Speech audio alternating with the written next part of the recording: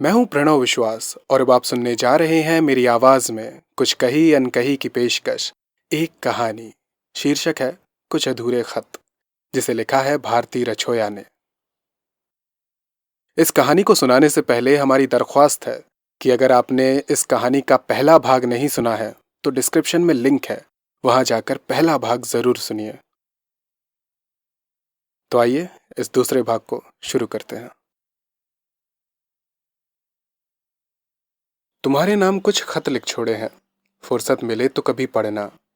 जिंदगी इतनी धुंधली होती जा रही है कि शायद ये खत भी पढ़े ना जा सके। मैं ये पढ़ते पढ़ते रुक सा गया। मैं खुद से बात करने लगा कि तुमने ये सोचा भी कैसे कि तुम इस तरह गुमनामों की तरह यूं खत छोड़ जाओगी। इसका भी तुमसे हिसाब लूंगा। खैर, तुम्हारे 2 खत तो पढ़ चुका हूं, लेकिन आगे पढ़ने की हिम्मत नहीं है। फिर भी पढ़ूंगा और हर खत का जवाब दूंगा, तुम्हारे इन सभी खतों को पूरा करके।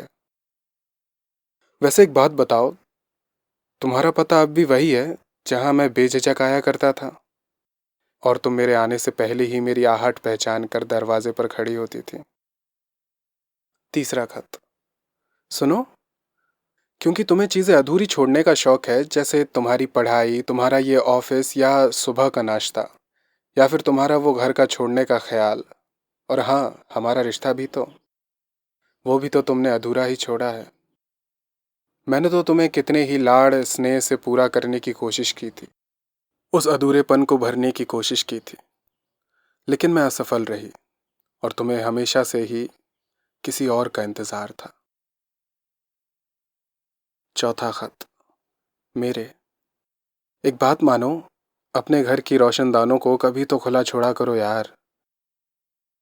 मुझे इन बहती हवाओं से तुम्हारे कमरे की ओर रुख करना है, जो कभी घर था। ताजगी भरनी है उस बंद कमरे में, जो सब तुम अपने दिल के कोने में कैद करके रखते हो। अच्छा, एक काम करोगे? ज़रूर करना। तुम कहते थे ना, हमेशा मेरे पास रहना। बस वही करने की कोशिश कर रही हूँ। साथ तो मेरा। अब हंसो मत तुम, आगे तो पढ़ो। एक गुलाब का पौधा लगा लो, उसका ध्यान रखना, जो मेरा ना कभी रख सके। ध्यान से, उसमें कांटे भी होंगे। गलती से तुम्हें कभी चुभ जाए तो समझना, मेरे साथ जो तुमने बेरुखी की थी, उसी की सजा है वो। आप सुन रहे थे एक कहानी। शीर्षक था कुछ अधूरे खत, जिसे लिखा है भारती रछोया ने। ऐसी ही मज़ेदार कहानी और कविताएं सुनने के लिए सब्सक्राइब कीजिए हमारे यूट्यूब चैनल को। और अगर आप भी हमारे साथ कहानी या कविताएं साझा करना चाहते हैं तो फॉलो कीजिए हमें इंस्टाग्राम पर। तो मिलते हैं अगली बार एक और कहानी या कविता के साथ। तब तक के लिए नमस्कार, जय हिंद, वंदे मातरम।